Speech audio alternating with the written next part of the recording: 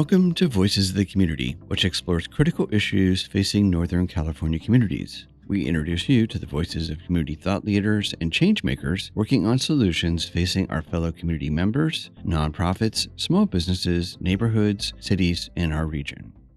This episode is part of our special series on how the arts and culture sector is coming back from the COVID-19 pandemic and features voices from the Arts for a Better Bay Area State of the Arts Summit, which was focused on rebuilding our communities through the arts. Hello, everyone.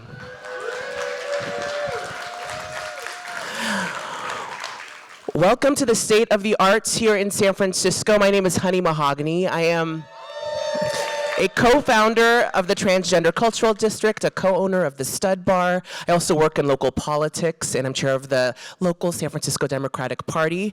And I'm coming here to you today to welcome you into this space, because we have some work to do. As a San Francisco native, as someone who has grown up here and seen the city change over the years, I have to say that San Francisco is really hurting right now. And it's not just San Francisco. Many places are struggling to recover coming out of the pandemic and into this new economy where more people are working from home, where rent just keeps getting more expensive, and jobs are getting harder to come by. So it is incumbent upon us in this moment of stress, in this time when we are seeing so many vacant storefronts, so many issues, that we not forget the importance of the arts. Across the past several decades, people have flocked to San Francisco because it is a special place. It is a place that has so much history, has started so many cultural revolutions. When you think of the 1920s and 30s and the beatniks, or the 60s and the hippies and the Black Panther Party, or when you think of the Compton's cafeteria riots, which happened right here in San Francisco in 1966 and was the first collective uprising of LGBTQ people in this country. When we think of the history and the contributions that San Francisco has made, it is something to be honored, something to be protected, and also something to inspire us to continue that torch burning. Right now we have an opportunity. We are seeing so many people flee urban areas, San Francisco in particular. In fact, one of the reasons why I founded the Transgender Cultural District is because I was tired of seeing so many of my community members and my friends leave because they could no longer afford to live here, because they felt like San Francisco did not have a place for them. Well, now, as we are seeing these empty storefronts, as we are seeing the city empty out a bit, it is an opportunity. Not just a problem, but an opportunity to rebuild, and to rebuild with intentionality, and to rebuild with a resurgence and a recommitment to the arts. I'm really excited to say that I have actually seen the nightlife scene and the art scene begin to grow again. And yes, the Stud was closed during the pandemic, but we are absolutely working on bringing it back. We are bringing it back, and we are ready to inspire more drag performers, more party promoters, more artists to come back into our venue and help create the San Francisco that we want to continue to see. Now, you're going to hear from a lot of people here that are going to share their experiences, that are going to share their wisdom, and that are going to strategize with you on how we do that here in San Francisco and across the Bay Area. So I hope you have your thinking hats on. I hope that you're ready to share, and I hope you are ready to not just embrace change, but be a part of the change that we need to see here in San Francisco. So with that, thank you so much to Arts for the Greater Bay Area for having the summit here today. Thank you to Susie McKinnon for inviting me here to speak, and welcome to your summit.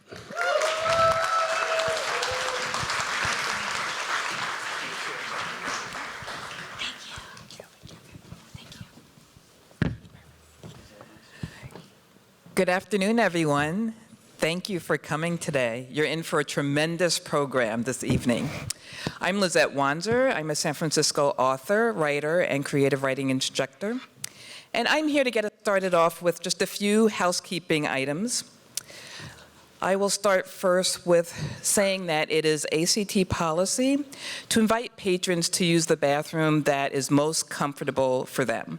So the bathrooms are marked, and they each have a plus sign on them, on the doors, along with the gender signs, but please use the one that is most comfortable for you. We have a set downstairs, and then we have a second set on the mezzanine upstairs. The fire exit. So the fire exit is actually the same way that you entered. So it's behind you. And now I'd like to do a land acknowledgement because we are here on the San Francisco Peninsula. Arts for a Better Bay Area respectfully acknowledges that we are based in Yelamu, the traditional, unceded, ancestral homeland of the Ramaytush Ohlone people, the original inhabitants of the San Francisco Peninsula. We recognize that the Ramaytush Ohlone understand the interconnectedness of all things and have maintained harmony with nature for millennia. We honor the Ramaytush Ohlone peoples for their enduring commitment to Mother Earth. We pay our respects to elders, both past and present.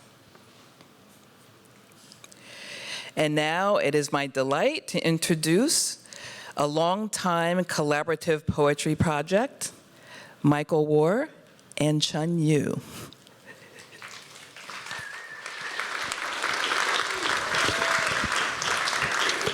Thank you very much, Lynette. Wow, what a wonderful sight. Chun and I are thrilled to be part of this much-needed gathering. I have to let you know that I have to leave right after it because I term out tonight as a board member of the San Francisco, as friend of the San Francisco Public Library, and so I'm being honored by the board tonight. Otherwise, I would stick it out with you guys.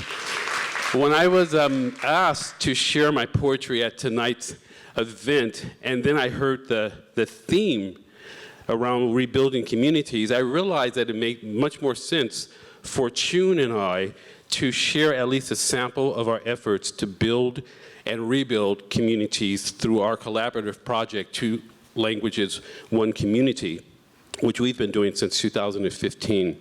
We use poetry, digital imagery, storytelling, workshops, public programming, translation, and publication to build bridges between the African American and the Chinese American community. And these communities often live, work, worship, and create in the same neighborhoods, but are often unfamiliar with each other's cultures, history, dreams, and commonalities. So in our workshops, we use writing prompts and digital images to get participants writing on their common themes. For instance, participants might bring in photographs of family members and then write in reaction to those photographs poetry, because that's something that Chun and I do, so we can kind of sample that for them. As for tonight, typically we project images with our readings, but tonight we're just going to give you words alone, and we will share two poems in English and Chinese, and that we actually use in our programming to express and to pursue solidarity. So I wrote the poem To Your Assailant Who Attacked Us All when Chun and I were invited by the Chinese Cultural Center of San Francisco to contribute writing and video on how we were responding as artists to COVID. And this was in the early stages of the pandemic. It was a time of heightened attacks against both the African American community and the Asian community around the world, and in the US, where the president led with rhetorical hatred, as well as here in San Francisco. So this poem is addressed to everyone who engages in that type of hatred. To your assailant who attacks us all. Do you call yourself God-fearing, devoted to do on to others? Does your God condone your violence, your ignorance, your corruption? Does your God hate your neighbor like you do? Does your God share your love for prophets bearing false witness, fueling your grievance fever? Do you swallow the lies they regurgitate? Do you really need a reason? Are you truly a true believer of both God and golden calf? Does the all-knowing know you? Do they love you as you are? Does it matter that they are watching your naked depravity? Do they pray? Do you pray before you pray? on innocence in this guilty world? Do you have your God's blessing, or are you as godless as you seem? Did your father teach you to beat the mean and maim? Is he proud of your cowardice? Does your mother say, "Well done, son"? Did they train you in backwardness? Do you feel bigger in your smallness, content with acts of uselessness? Is your inner bully seething still beneath your concealed surface? Are you comforted in your criminality, stupefied by superiority, simply insane or lost?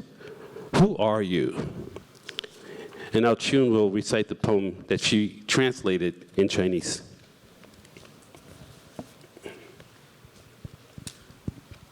First, I give you the Chinese version of Michael's poem. 致攻击你们的人，他们在攻击我们所有人。你自称敬畏上帝吗？你致力于己所不欲，勿施于人吗？你的上帝宽恕了你的暴力、你的无知、你的腐败吗？你的上帝像你这样仇恨你的邻居吗？你的上帝会认同你的带着假见证，让你的愤怒不平不断发烧的所谓的先知的爱吗？你吞下他们反复口吐的谎言吗？你真的需要旅游吗？你是你的神和金牛犊真正的信徒吗？你那全知的神认识你吗？他们会爱这样的你吗？你在乎他们看着你赤裸的堕落吗？在袭猎这个有罪的世界上的无辜者时，你祈祷吗？你有上帝的祝福吗？还是像你看起来那样没有上帝？你的父亲教你去攻击、贬低和残害他人吗？他会为你的怯懦感到骄傲吗？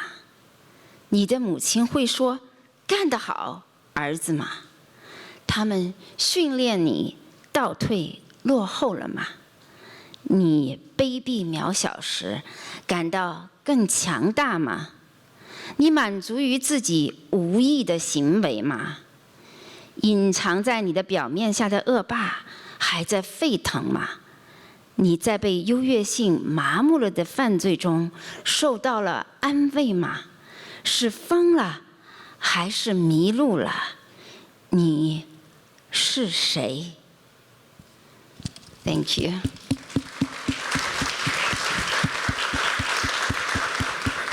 I want to thank you all again for being here and in this very special evening with us, all communities united to move forward.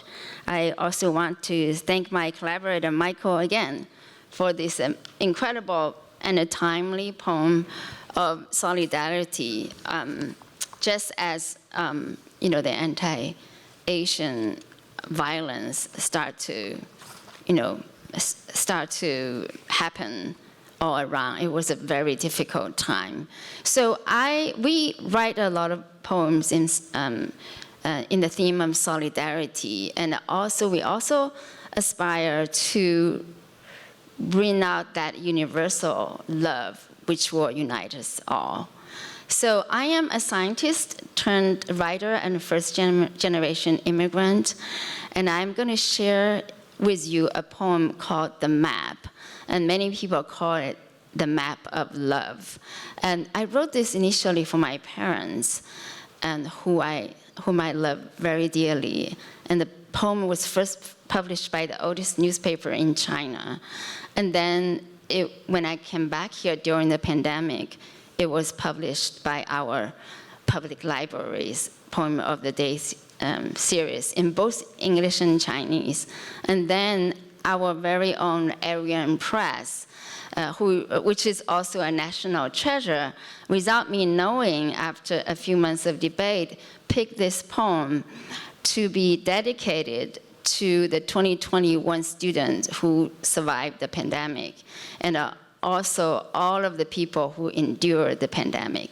And I give this poem, The Map of Love, to all of you. The map.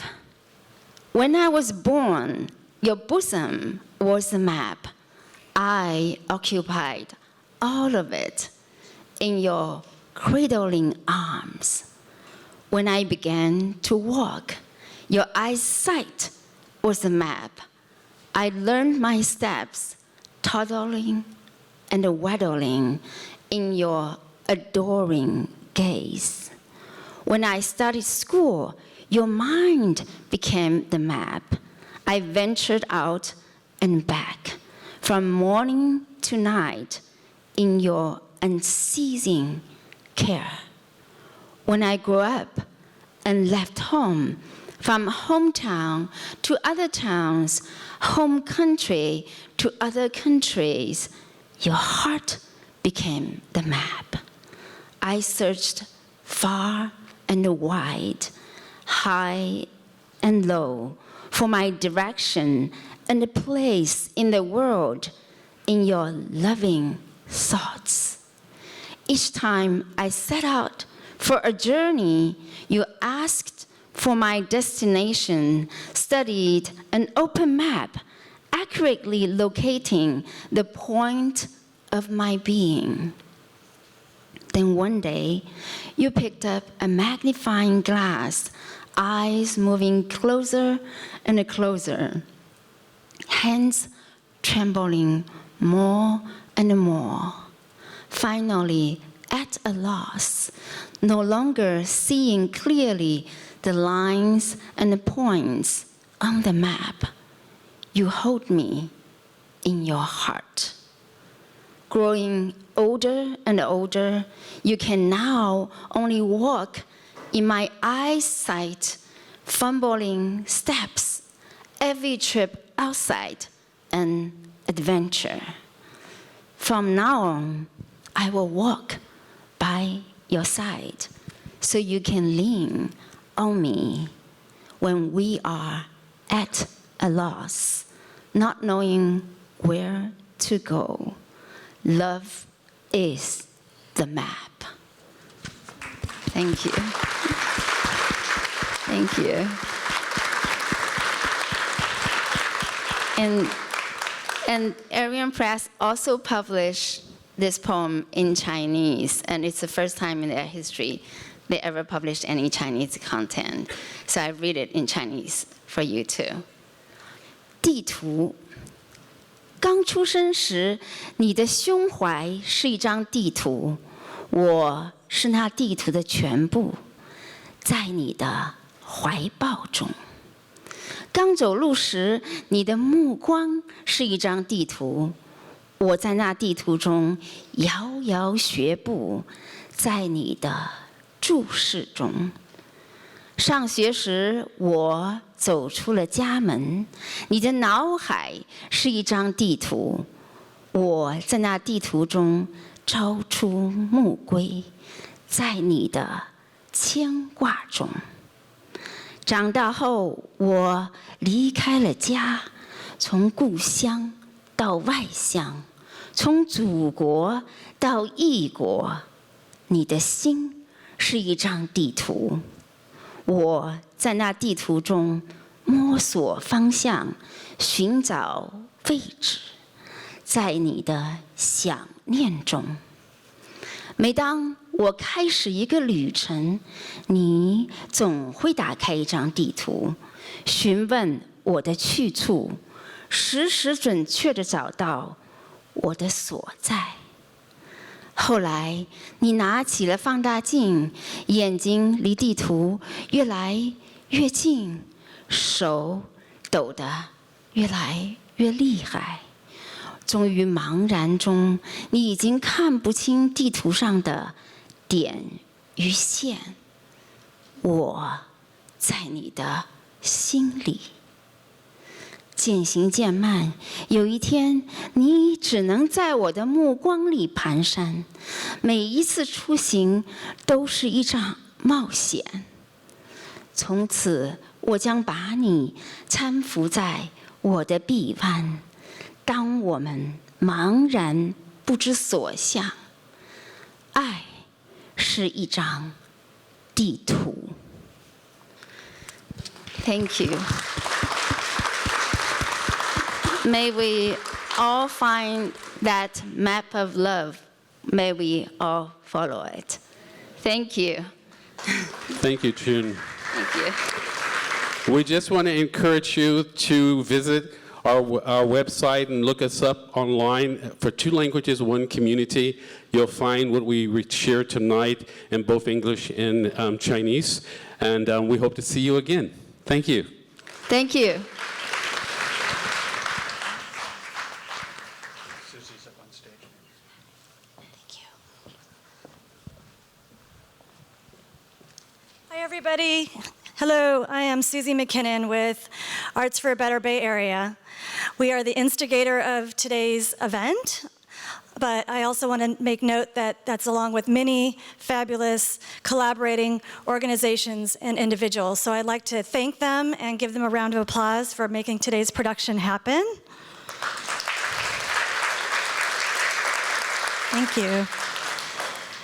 And we also want to thank you. We want to thank you all for being here. We're really thrilled to be here together in this beautiful theater, the Strand, to be a part of one event that we feel doesn't typically happen, trying to bring the arts and culture community together under one roof. We also want to thank you for working in and supporting arts and culture.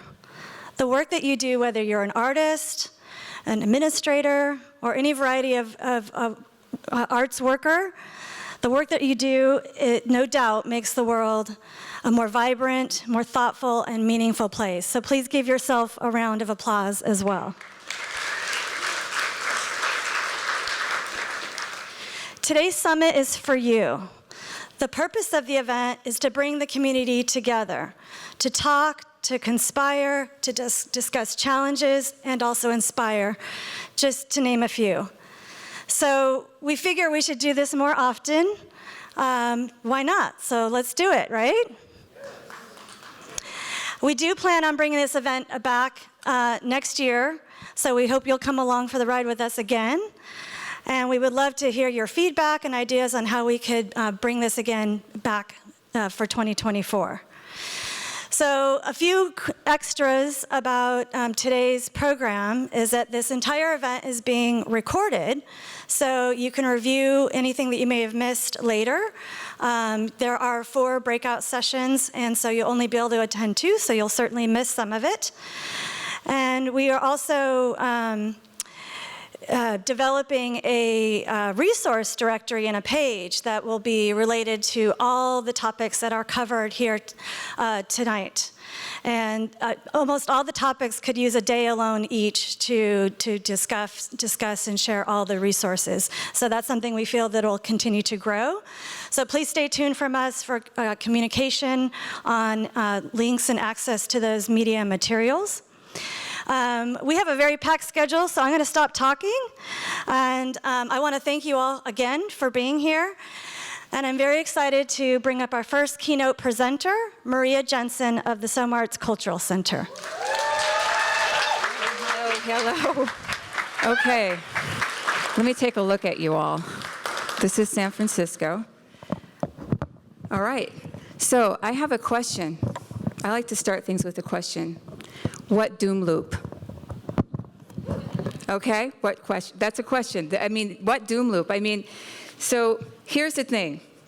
In the past couple of weeks, I have been going to art exhibits, openings at operas, the symphony, the ballet, name your museum exhibition, your party, your festival, your pink triangle, your laser, rainbow. It's just been one thing after another that is indicating to me someone's got the story wrong. And I think it's the media. But before I go on, I just want to take a little pause, and I want to remember someone very, very special and dear to me. and that is Ebony McKinney. And if you don't know Ebony McKinney, she is the co-founder of ABBA, and may she rest in power. And I met Ebony several years ago when I first moved to San Francisco and saw this incredible advocacy work that she has been doing in the community, and it's inspired me, and that is why I am here tonight. It's several years of working really, really hard, grassroots, with all of you, and I just want to say thank you, Ebony. So let's get back to business. All right. So counterculture roots in San Francisco are alive and well. I just want to reinforce that because these roots are breaking through the concrete that we are feeling right now that is creating this idea and this very image of a doom loop. So yes, we have issues. We have a lot of issues. And we have some of the issues in San Francisco that are both petty and insane and can only happen here. And I'm sure a lot of you can relate to those petty and insane issues that seem to be bred here along with the sourdough. And we also have, very, very, very serious issues. And I think maybe some of you experienced them as you were making your way to the theater this evening. We have very serious issues on the street. We have an affordability issue. We have health issues. We have sometimes embattled city politics that are divisive and also work against progress. These are all the things that break apart cities and destroy cities, and it impacts the art and culture community just as much as anybody else. So the work is we have to together work with the city to address all of these issues, and I know that we're all committed to this. I'm sure every single person in this room is definitely 100% on board with changing not only the narrative, but just the direction of the city. But there's something else I do want to say. San Francisco is far from being dead. I need to adjust this. I'm just going to stand here with this, okay? Let me get comfortable. So San Francisco is not dead. Far, far from it, right? So what I've been experiencing, and you've all been experiencing, are the barrage of the news articles that are telling us all of this particular, narratives. But one thing I want to say about that is we can talk about how powerful narrative is, because we're all driven by this negative narrative, and it's actually increasing even in ourselves as we talk to each other, that we're using the language of like the doom loop. And we are not in a cycle of trauma. We have to break this image and this idea of a cycle of trauma. But what's been happening, because the narrative is so powerful, I've been hearing from people from all over the country, all over the world, asking me, are you okay? You got bear spray? You got, nunchucks? I had one of my aunts actually send me a very strange apocalyptic care package that I think she found in her garage, and bizarre things were inside of it, like canned goods and weird substances and matches and a gas mask. And I'm not kidding you. This woman's like 89 years old, and she sent me this care package. So what I'm saying is people really think the zombie apocalypse is upon us, and it is not. And I do think we could use a spiritual cleanse for sure. I would say, some smudging on every corner in the city might help a little bit as well. We need soulful reckoning. We need a community tarot reading. I think that would be like a really fun, wild thing for us all to do together. And perhaps we need a witch doctor. We've not thought about that. We've heard all kinds of ideas about what kind of things we can do to change our energy. So I know I sound like I'm being a little bit sardonic and sarcastic, but what I'm saying is there's time for many, many changes in this city, and it's not all related to just arts and culture. It's also related to who we are and how we walk the walk. So I have a piece of advice for this moment. And actually, I have a lot of advice, but there's only so much time. And I promised that I wouldn't go over time, and I think I already have. So let's say, I'll stick to the script now. Let's say we want to reclaim our city. Let's say we want to take back the narrative, reminding people that this city was imagined and created by artists, writers, thinkers, and doers, people doing things.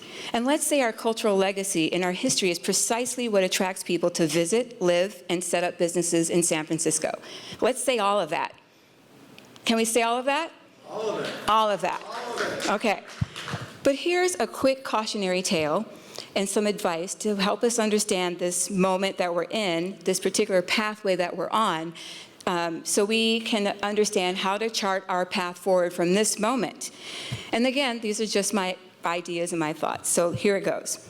San Francisco, it is too late to be late again. You can quote me. You can tweet me. I'll explain, okay?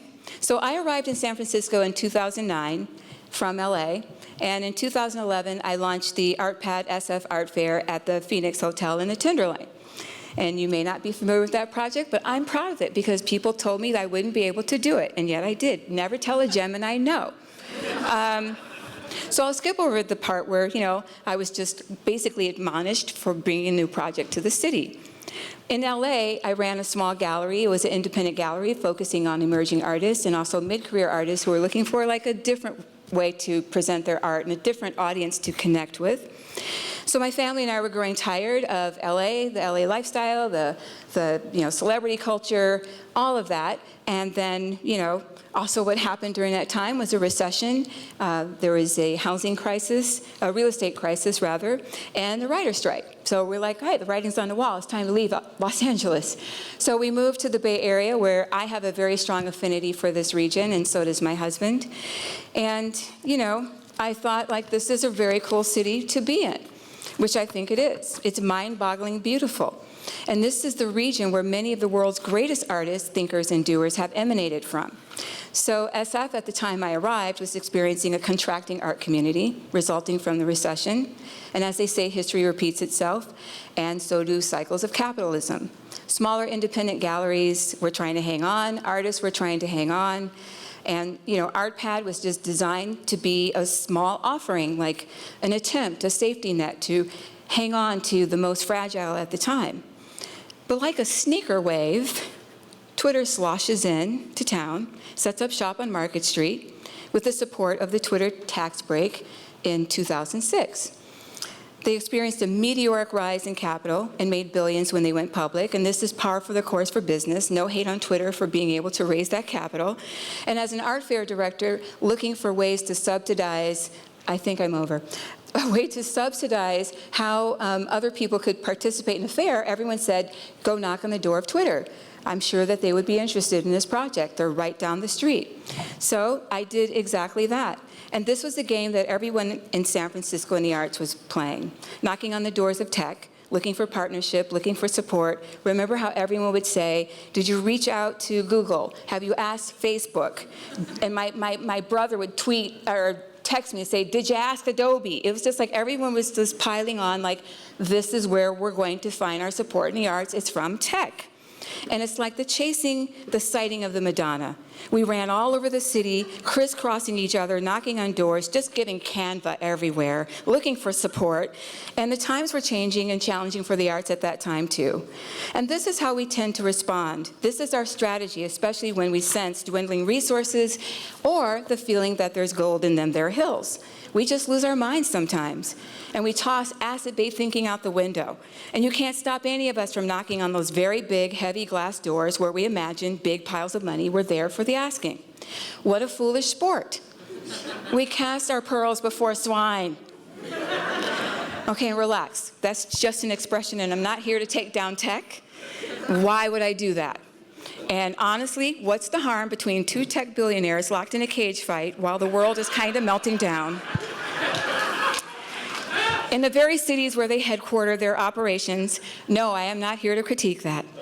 But to highlight how we, in the arts, look for value in places where there isn't any. This means we're still not 100% dialed into the economic and social impact of the effect that arts has on cities.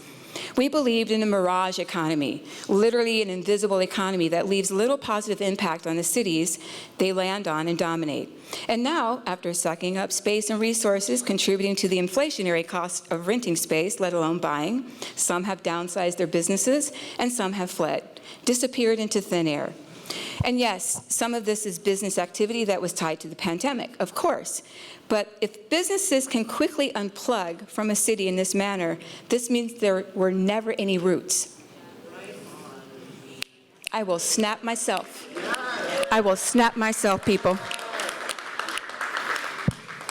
So these are the businesses, while necessary and helpful, with some tax revenues for the city and helpful in terms of employment, but these are businesses that produce limited community value for the most part, and they don't reach out to us.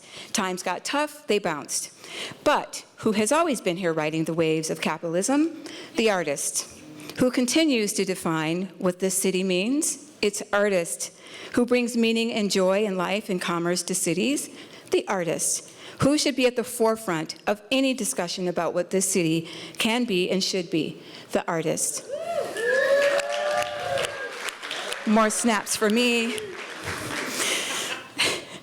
And to the cultural workers in the room, okay, whose passion and work is to amplify, uplift, champion, and support the artist. You are leaders, not followers, not dependents.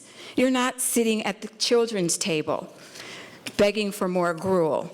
You helm, you guide, you protect. You are the front line of your organization, taking blows and maybe dealing a few.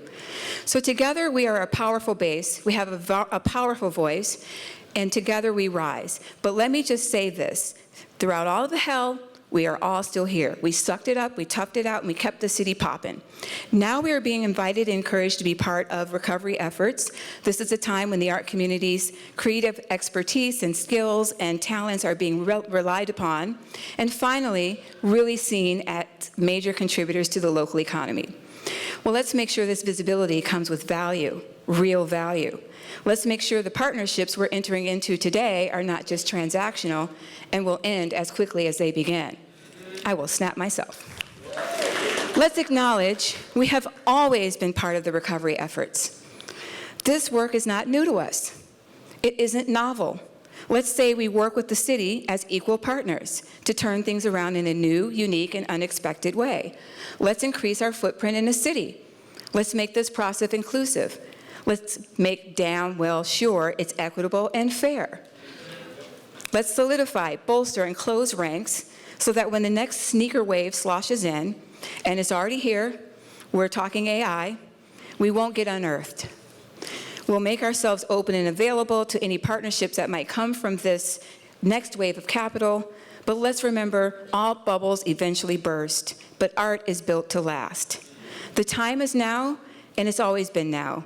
This is the perfect opportunity for San Francisco to reframe itself and reclaim the commons. Let's create an arts and culture vision for this city centering artists and cultural workers. San Francisco, it is too late to be late again. I rest my case. Thank you, thank you. I have a tip jar. There's a tip jar over there, so make your way to the tip jar. You're listening to Voices of the Community, which explores critical issues facing Northern California communities. Voices of the Community is supported by a grant from the Zellerbach Family Foundation, whose arts and culture grants ensure vibrant work is created, new voices are celebrated, and arts and audiences inclusive of the Bay Area's diverse communities and cultures have opportunities to thrive. To find out more, go to zff.org. and by a grant from the Peaceful World Foundation, dedicated to fostering a culture of global peace through the promotion of hosted conversations and education. You can learn more at peacefulworldfoundation.org. It is my great honor and privilege and joy to introduce to you someone I'm sure many of you know, and if you don't know, you're going to get to know this person. I'm introducing you to Ralph Remington, who is our Director of Cultural Affairs for the San Francisco Arts Commission. And you will always recognize Ralph when he's out, because Ralph brings the look, the fashion. I want to present to you Ralph Remington, Director of Cultural Affairs.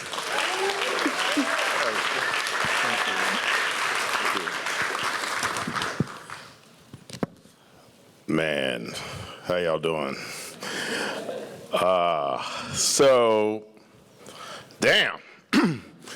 It's 2023, And I moved here in January of 2021. I started my job in January 2021, and as Director of Cultural Affairs for the San Francisco Arts Commission. I previously was Deputy Director of Arts and Culture for the city of Tempe, Arizona, and that's a whole other story. And while I'm on that story, I would say, the first thing I would say to this community is, I have a background, obviously, in arts. I'm a lifelong artist, policymaker, philosopher, dreamer, institution builder, community builder, all of those things. But coming from Arizona, just immediately, I'm really originally from Philadelphia, West Philly. Nobody's getting slapped here tonight. West Philadelphia, born and raised. But Arizona is a particular type of mess, a particular type of sickness. And coming here to what I consider to be free territory, I know who the enemy is, and it's not us. So one of the things that I would say to this community coming from a repressed community is, let's turn to each other, not on each other. Let's bond together, find our commonality, not our differences. Because the enemy, I've seen the enemy in Arizona, and it is not us. So when we have small differences with each other, let's recognize them for what that is, and let's stop this San Francisco bickering that we're famous for, and killing each other over really tiny differences. And let's bond together over the big stuff, because the big stuff is coming and it's here and it's big and hairy and gross, and we need everybody's power and participation to disrupt these evil forces. We experienced in 2020 a racial reckoning and a pandemic all at the same time, and yet we're still here. So what does that mean? It means that we have to fight every day for what is ours. We have to believe in who we are. We have to come together in our communities and amplify our cultures to each other and express ourselves to each other meaningfully and spiritually, so that it's real, so that there's a real bonding, a real authenticity in our relationships, not superficial, not posing behind a label, not posing behind this is my affinity group and that's my affinity group. We are all in the human affinity group. We're humans. And we have to figure out what that is in this new moment going ahead. What is it to be a human in this particular moment? Not a political figure, not a typical, what's my particular a group that I feel that I belong to, and how that group is better or more entitled to resources than this other group. That's not who we are. We have to figure out who's human and who isn't. Who's human and who really isn't. Oh, they might have blood and DNA and all that other stuff, but are they really human? And do they really express humanity? Do they really come from a spiritual core? Regardless of religion, I'm not particularly religious myself, but spiritual core. Who are you?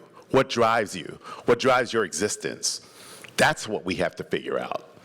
That's what we have to grapple with. And I'm not here tonight to provide you with those answers, because I readily don't have them.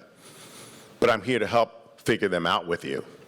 That's what I want to do, and that's my commitment. So I just wanted to start off by saying that before I get into kind of nuts and bolts of kind of what we do at the Arts Commission and blah, blah, blah, blah, blah.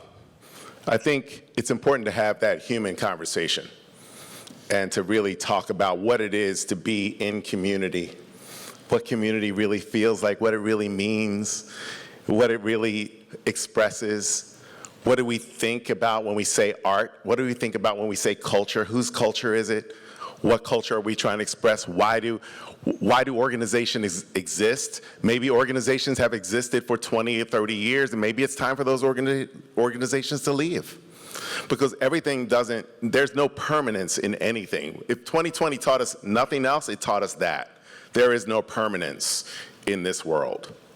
So just because an organization existed for 20 years doesn't mean it needs to exist for another 20 more. Just because an organization existed for 20 years doesn't mean that it shouldn't exist for 20 more. But I think those are questions that you should grapple with. Not just because we existed, therefore we should exist. What are you existing for? Who are you existing for? Who are you speaking to? Who are you speaking for? If it's just yourself and your board members who are well-heeled, then you probably shouldn't exist. Because if that's all you're here for is to pay salaries and to express how your board particularly feels about a particular issue or the beauty that they particularly want to see, maybe that's not what you're here to do any longer. Maybe it is. But I think these are things that we need to talk about. These are things that we need to grapple with. So the San Francisco Arts Commission is focused on highlighting and uplifting the voices, art, and stories of BIPOC, marginalized, and underrepresented artists and arts organizations, and remain committed to our core mission of cultural equity, lowering barriers, and improving access to our programs and resources, and promoting the arts as a vehicle for positive social change. We have 4 city-owned facilities and 3 virtual cultural centers. We've increased the operating budgets for each cultural center by 10%. We're investing over $40 million towards seismic capital improvements at the Mission Cultural Center for Latino Arts and the African American Arts and Culture Complex. We're ready to partner and provide support in recovery efforts. The Arts Commission is poised and ready to collaborate and partner with other arts agencies, other city arts agencies that are spearheading downtown recovery efforts, and will work with them to facilitate and create opportunities for artists and arts organizations. Our grant-making efforts are guided by cultural equity endowment legislation that prioritizes funding for BIPOC, LGBTQ, women, immigrant, and disabled artists and communities. In fiscal year 22-23, our cultural equity endowment allocation awarded over $16.5 million in grants to 94 nonprofit arts and cultural organizations, and also 84 individual artists. Last year, San Francisco Arts Commission launched an initiative to award grants to individual artists and organizations who have never received funding from the Arts Commission or grants for the arts. So that's an important initiative. These are people that had never received funding before at all, and that's the only people that were eligible for this particular category. We awarded 34 grants of up to $50,000 each to 13 artists and 21 organizations that are deeply rooted in BIPOC and traditionally underrepresented communities for a total investment of $1.6 million. Our Dreamkeeper initiative, to date, we've invested $5.3 million in grants to support arts and culture organizations celebrating and supporting the Black community. Applaud that. We will continue to support these organizations with an additional investment of $3.1 million this upcoming fiscal year. Our Monuments and Memorials initiative. Our Monuments and Memorials Committee final report recently released with recommendations and guidance on the next steps. We recently were awarded a $3 million grant to support pulse check, accountability, and activation of future SF monuments and fund work over the next 3 years, and this was from the Mellon Foundation. The project will include a racial equity audit of publicly accessible commemorative works in San Francisco's civic art collection, a vigorous community engagement and multidisciplinary opportunities for artistic activations in public spaces. We'll also continue our work collaboratively with communities to commission new public artworks around San Francisco through our 2% for Art program, our recent major projects with newly unveiled works, 49 South Van Ness, SF Fire Station, station number 35, Bow by Walter Hood, station number 49 was Serving the City Fence by Michael Bartolos. Our Central Subway, 2 new site-specific works are there. Southeast Family Health Center, works by Ron Moultrie Saunders, and Ramakin Orwisters, and William Rhodes. That's at the Southeast Family Health Center. Southeast Community Center, works by Mildred Howard, Philip Wah, Kenyatta A.C. Hinkle, and various 2D artists. And Yerba Buena Island, Point of Infinity by Hiroshi Sugimoto. The upcoming projects in the works are India Basin with Recreation and Parks Department, Potrero Yard, and Treasure Island. Work towards meeting goals of the 2018 ordinance of having at least, we're gonna work towards those goals of having at least 30% of public art that depict real women in the civic art collection. The newest commission is the Maya Angelou Monument by Lava Thomas, coming in early 2024. And note that most of San Francisco Arts Commission staff and leaders are women and people of color. The majority of our agency now at the San Francisco Arts Commission is BIPOC. Our strategic planning process, we're getting ready to start it. We're developing our mission and developing plans on where we want to go next. Who are we now? What's our mission? How are we going to continue to serve the community moving forward? We're going to review and update our current services, our cultural services allocation plan that will help guide our grant making priorities over the next 5 years between 2025 and 2030.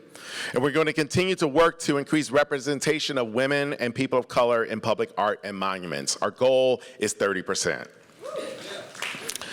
We want to continue to curate and showcase local and emerging artists through our gallery spaces in the Warr Memorial Building at City Hall, and at City Hall. Our recent exhibitions include Juanita, 30 Years or More, Invincible Black Soul, The Art of Bearing Witness, there's our James Baldwin show, Art with Elders, The Power of Creativity and Community, Carlos Villa, Roots and Reinvention, David Johnson, In the Zone, from 1945 to 1965. And we have some upcoming shows featuring the works of Juana Alicia and a collaboration with Mission Graphica.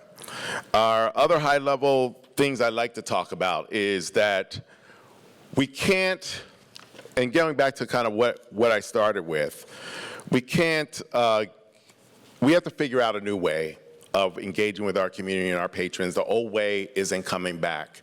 So we can't keep kind of beckoning, thinking about the way it used to be, but we have to think about what it will be. And we need to have citywide festivals. I mean, we live in the Bay Area, right? I mean, how is Austin getting an edge on us right now? They shouldn't, right? South by Southwest, why wasn't that here? But we need to have something like that here, an iconic festival across the entire Bay, so that people come from all over the world to experience what we all know to be the rare jewel that San Francisco and the Bay Area is. We have access to the world's greatest tech companies. What the COVID pandemic taught us was that we can't depend on one source of revenue stream to remain sustainable. In order for performing arts to remain stable, we must embrace technology, just as sports had to do at one point in time. Now, technology and sports have been so interrelated, we don't even think that at one point in time they were separate entities. But in that same way, if you think about the performing arts, particularly the way we engage in performing arts, we've really not moved far beyond how we were operating in the 50s or the 40s or the 30s or the 60s, you know, and here we are in, 2023, and we're still have the same mode. We still want subscribers. We still want people to stand in line. We still want people to come sit in a seat. I think those times we have to re-examine them. So I believe that the future will see a democratization of the arts and culture sector. Most live performing arts will be accessible on flat screens for the general public. I think the live experience will become a premium experience. Some would argue that it already has. If you look at some of the prices that you have to pay to go to some of the big organizations, one could easily say that they've already locked out most of the people. So then the people can't experience those art forms on anything. Now, what if the people could experience those art forms on flat screens from the comfort of their living rooms, on their couches, for a digital subscription fee? I think that's the area where we need to move into. That's the area of growth. If the pandemic taught us anything, it taught us that there was a possibility there. So these are the new ways we have to think. And it doesn't have to be an either or. It doesn't mean that our theaters will be empty, because those theaters will be packed with people that want to see the live experience. But it means that a greater number of people will be able to experience the art forms that they're not able to experience now. A democratization, a literal democratization of the art form. So I think that I think people will gladly purchase that experience. They'll gladly grab it, they will like it, and they'll believe in it. I firmly believe that this is something we can do. And think about it. Who gets killed in a revolution first? It's the artists. The artists, the philosophers, the poets, the dreamers, the people that reconstruct the society. We are the danger. We are the threat. So act like it. Act like you are the threat that you are, because you really are. And they know it. And we can change, literally, we can shift the way that society thinks about itself through art and through our messages. We have the ability to disrupt. So our task is to disrupt and rebuild, and while building, disruption into our long-term strategic planning. Here we are in an area that is made for disruption. It literally gained its fame from disruption. Don't let disruption lie in one sector, and that's tech. We have the ability to disrupt too. So what I would leave you with today is, let's take our values, take our philosophy, take our dreams, take our energy, take our spirit, and disrupt, disrupt, disrupt. Thank you. I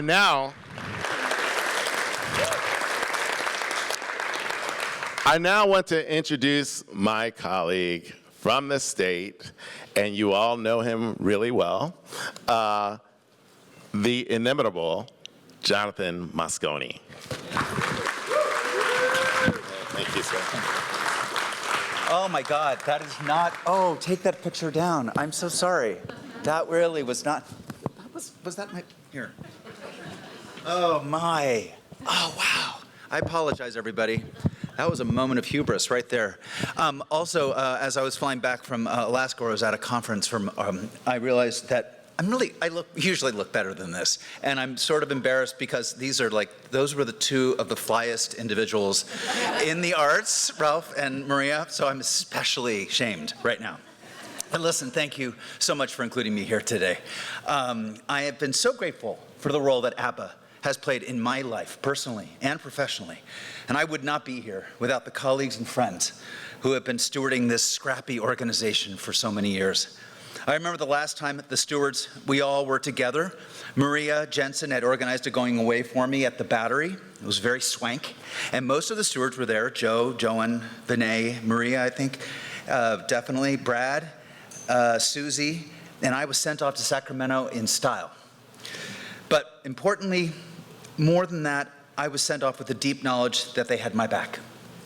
And I've carried that feeling with me confidently over the last several months, and now it's my turn to have theirs and to have yours.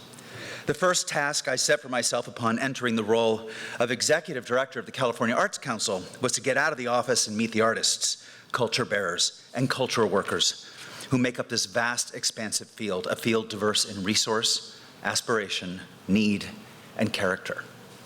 So far, I've only hit 20 of the 58 counties, but during this short time, I've already experienced so much, met so many people, and seen just how different we all are from each other. The issues and opportunities within rural Humboldt County are vastly different from those in Little Tokyo in the heart of downtown Los Angeles. Many folks in our field are living inside very red counties, where the headwinds in the authorizing environments are serious and require the members of our sector to electivize and strategize just to stay viable for their communities. In short, this is not a one-size-fits-all state, just like San Francisco is not a one-size-fits-all city. From my vantage point, within our own Bay Area ecosystem, there are vast differences in our missions, our methodologies, our philosophies, and our politics. So, with this understanding, how do we unite ourselves to imagine a shared future that allows for all of our differences to flourish? Is that even possible? Is that a quixotic concept? Or perhaps a coded way of saying, let's keep the center in the center and the margin over there in the margin?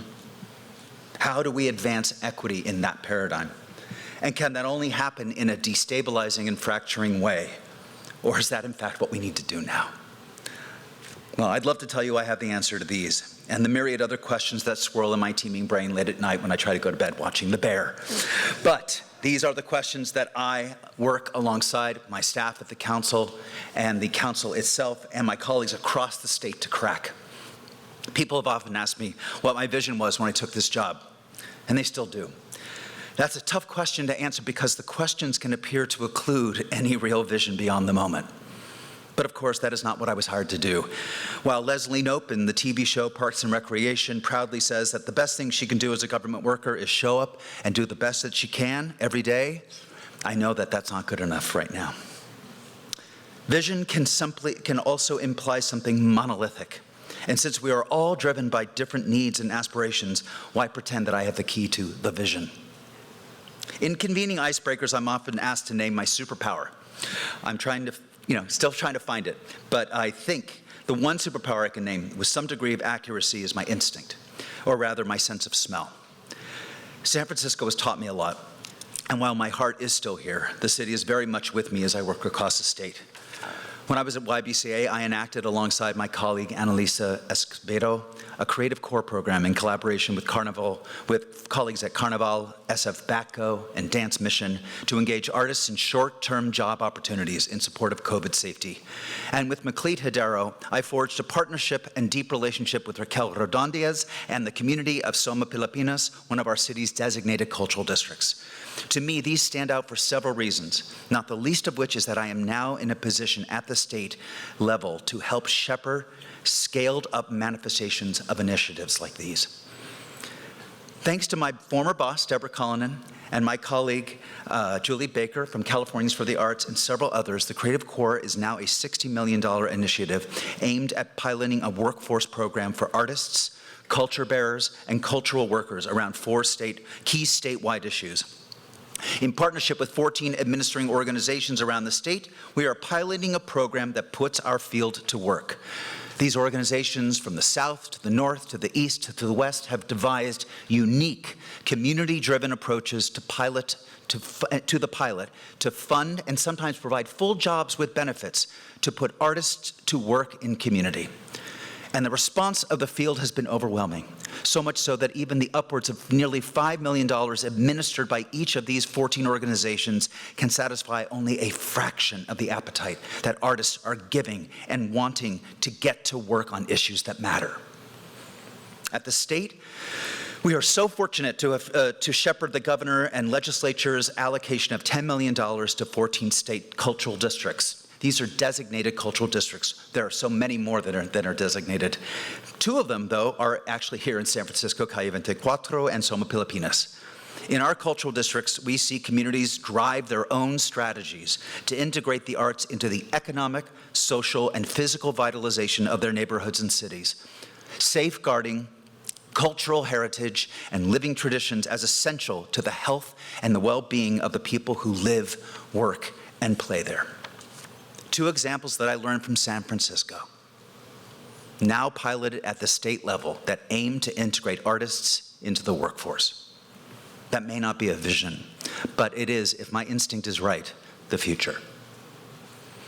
And that is where my scent is taking me, to the creative workforce. Alongside our allies in government and in advocacy, we are working to bring the Creative Core pilot to its next phase, a cultural workforce program that brings real dollars to support our field employment opportunities. And we are doing the same with cultural districts. After allocating an extraordinary initial investment of $10 million to the 14 districts across the state, we will begin to develop plans to designate more entities, working with our current 14 to mentor those that exist and want to exist, so that when the money is there, we are ready to increase our support of what can become a community investment strategy that is a model for our country. I believe that art is necessary at every level of life. Or as Dr. Maria Rosario Jackson, chair of the NEA and my personal hero, She believes everyone deserves to lead an artful life. And as we develop these pilot programs, we continue to deepen our commitment to providing funding that builds capacity, advances equity, and answers the call for support. Fun fact, of the 1,800 grant applications we received in our 2023 programs, of the 1,800, almost 1,200 were for general operating support. That tells you something, right? That tells you what we need. That's the best data you can have right there. We need the investment. We don't need more initiatives. We need investment. We need to be invested in. And by we, I mean you. Beyond that, a critical component of my job, which I hope I can do with 2020 Vision, is to ensure that our field is treated like the valuable workforce that they are. This will matter when budgets are being created and cut, and when priorities are being developed. I and everyone at the California Arts Council wants to leverage the creative power in this room and all the rooms across the state to be thriving members of our creative economy, bringing the talent and skill that each of you possesses to bear on serving our communities in a myriad of ways that most of us have only begun to imagine. But we already have. Think of the teaching artist. Think of the healing artist. The artist in government, or as my colleague at the LA Department of Arts and Culture, Kristen Sakota, calls them, creative strategists. The list goes on and on because the need and the capacity will go on and on. Artists at work. That is what I believe instinctually can unify us. I know this day is called the State of the Arts, but there is no fixed state. It's forever changing. Our resilience has been tested. And now we need to come back as a workforce that is powerful, essential, undeniable, and united. I look forward to our time together here and out there. Thank you very much.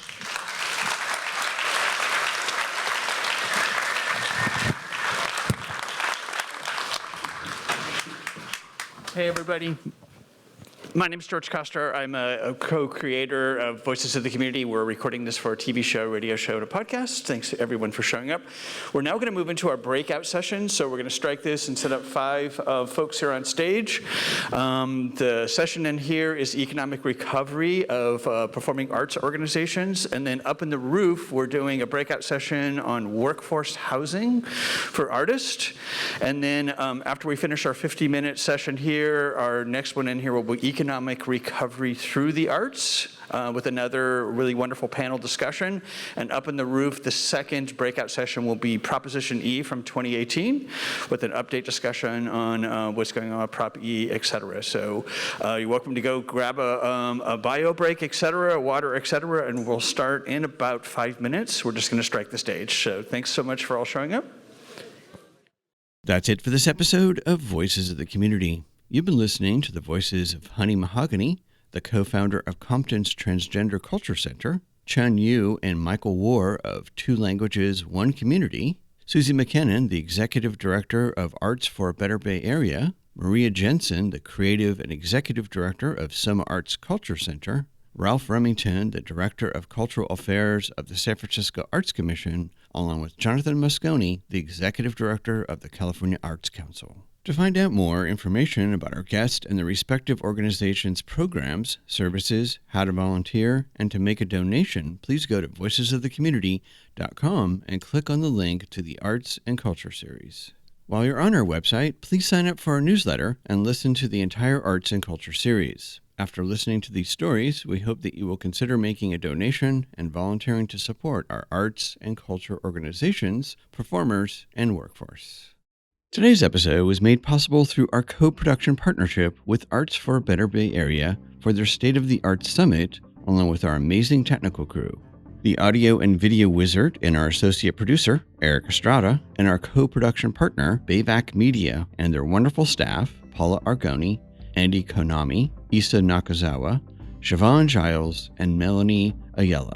The graphics magic was made possible by Casey Nance from Citron Studios. Voices of the Community is supported by a grant from the Zellerbach Family Foundation, whose arts and culture grants ensure vibrant work is created, new voices are celebrated, and artists and audiences inclusive of the Bay Area's diverse communities and cultures have opportunities to thrive.